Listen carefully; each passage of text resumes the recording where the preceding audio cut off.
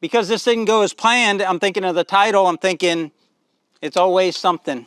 It's just always something. If you own country property and you maintain it yourself, you find out quickly that things break, and if you don't learn to do it yourself and fix them, you will spend all of your money at the dealership or wherever you take things to get fixed. So in today's video, we're going to work on this mower. Now, I bought this mower knowing that this caster was bent, and I knew that going in, so I factored that in the purchase price. Well, the mistake I made as a do-it-yourselfer was going online and buying this John Deere part here. So this caster right here, I thought was the right one. I went right to the parts breakdown of this mower, the right model number. The problem is there's two different casters. There's one that fits a pneumatic tire, and there's one that fits a solid rubber tire. And this one fits a pneumatic tire. The bad news is that John Deere doesn't take back parts from their affiliates. So this is a Frontier mower, and John Deere doesn't stock those parts, so I ate the cost of that. But they did give me a little bit of a discount on the right one, so I have the right caster here. So we're going to change out this bent caster so that this mower rides properly across the property and gives us a cleaner cut. Right now, this thing just kind of waffles back and forth and leaves some ruts out there. So we're going to do that. Got an extra tire from the guy I bought this mower from. These tires and rims have a little hub in them. And I bought a couple of new hubs because these wear out, and at least one of the casters has a wobble to it. This one's not too bad, so we'll probably keep running this hub in here, but I've got two hubs to change out. I'm gonna go ahead and take this off before I take off the caster. The caster comes off easy. This is gonna be hopefully a fairly quick job with a 3/4 inch socket and a wrench on the other side. I've had this off already, so it should come off fairly easy. I don't feel like fighting with it, so we'll go ahead and use the impact to take it apart. Now these casters come off very simple. They're simply what's called a lynch pin. And it's funny because my good friend Lucas over at Peaks Peak, he was calling them lynch pins, and I said, man, they're called snap rings or snap pins. And we had a little friendly argument about it, and I looked it up, did what we all do, went to Google, and he's right. They're called lynch pins.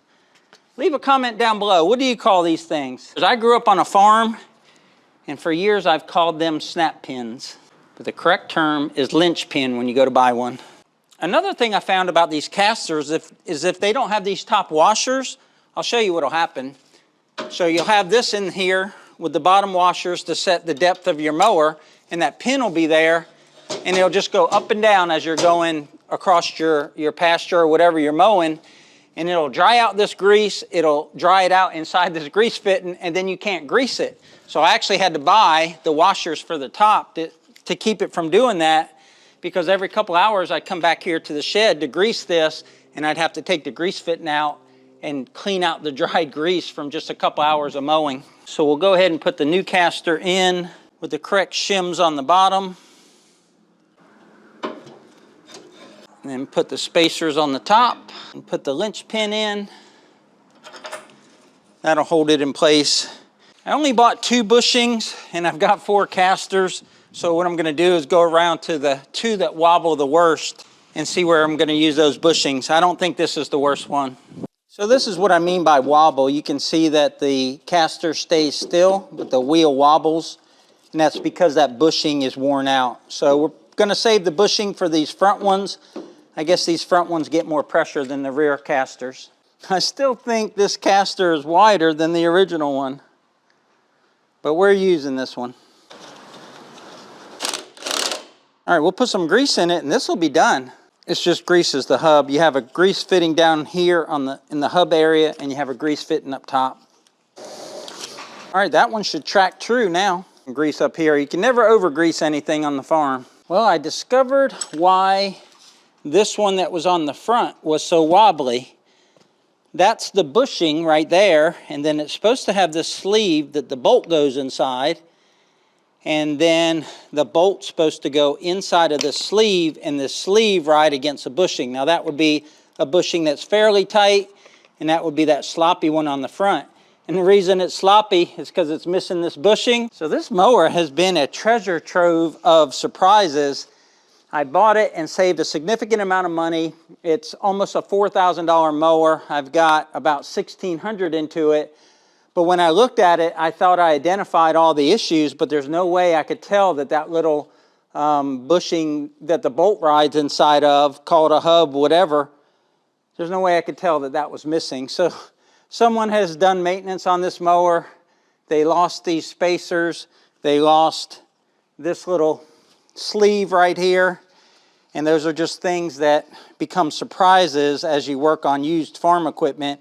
You just got to learn and get good at fixing things, because you never could have predicted that this was going to happen. And then if it got to the dealer, then of course this is all time, and at $1.99 an hour or whatever a John Deere dealer charges, you could rack up a sizable bill just from, I don't know, that's probably a $15 part. So I think what I'm going to do is I'm going to put this new caster on the front. They get the most pressure. Switch that one that's riding on the bolt back to here and just let that ride for a little while until I get a bushing.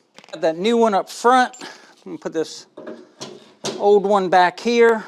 Get my spacers right. Linchpin, bushingless rim on. This was going to be a video of me changing out this caster and just kind of talking a little bit about being able to fix things to save money. But in real time, we saw that I discovered a problem with my equipment, and how I've got to, I guess, problem solve or just figure out some sort of solution to keep it running until I can get the part. There's weekend warriors out here at Piney Grove getting this homestead ready to eventually live on. Every moment counts. Every weekend counts. Every Saturday and Sunday that we're out here working. It's a weekend as I'm making this video. And you got to make forward progress, and breakdowns stop that forward progress. Another example of how you do, I guess it's called a bush fix. You do what you got to do to keep the equipment running, knowing that you need to come back and fix it right eventually. Another thing, without that bushing in there, you can't tighten this bolt all the way or else it'll clamp down. But you can see how wobbly that is without that bushing. Another thing I noticed with the bushings is that this bushing right here doesn't have a little cutout for the grease. And this bushing on this side needs a cutout for the grease. I went to put this bushing in there and it didn't work. Not only am I swapping hubs and tires, but I also learned that the bushings are different. And the dealer didn't tell me there was two different bushings. And you know what they said? They said, you should have called us. Well, I'm used to ordering Kubota stuff online, like from Messick's, but with John Deere, you can't order stuff online. It defaults to your dealer. So you order it online and you actually pick it up at your dealer. It doesn't come to your house. But not owning John Deere or having to fix John Deere equipment, I didn't know that. So I'm learning as I go, just like everyone else. All right, I'm gonna put a bushing on order. I've got one bushing left I'll put up there in the front, and then we'll go mow a little bit. Okay, I think I'm squared away now. I did some more swapping around, trying to get things in the right place where I think they'll wear more up front versus the back, switching out tires, all this stuff I did off camera. But one thing I noticed on this front caster when I took it off was that the nut had backed off completely and was getting ready to fall off of this bolt. And I guess these are jam nuts, and I guess the tightness or jamming portion of it had worn over time. This tire and hub assembly was getting ready to lose this nut and fall off. So I'm going to put another bolt and nut on order, as well as that center hub, because after a while a lock nut just quits locking. Just gets worn out from being on and off so many times. Guess this is all coming full circle to buying new versus old, because with a new one you probably would, if you took care of it, never had to have this problem. But this one apparently, this mower apparently was not maintained very well. So if I could go back in time, would I still have bought it? I think so. When it comes to machinery, I kind of like the old machinery. Not that I necessarily like working on it. I like it, you know, I'd like to fix it and then it keep working. And I think that's the way this thing will be once I finally get it squared away. All right, let me grease this up and then we'll get to mowing. Just interesting how this social media thing works. We got an email from Lock and Lube, and we had used what's called a fence or a clip bending tool. Matter of fact, it was not so much me as Deb. And they contacted us. They saw our video, which is well over a year old. And they said, can we use that for promotion? And we're like, sure, you know, we like our videos to get out there to help people. And so be on the lookout for that. Go to TikTok and go to the Lock and Lube channel or page and look for the clip bending tool. And you'll see Deb in there using the tool for Lock and Lube.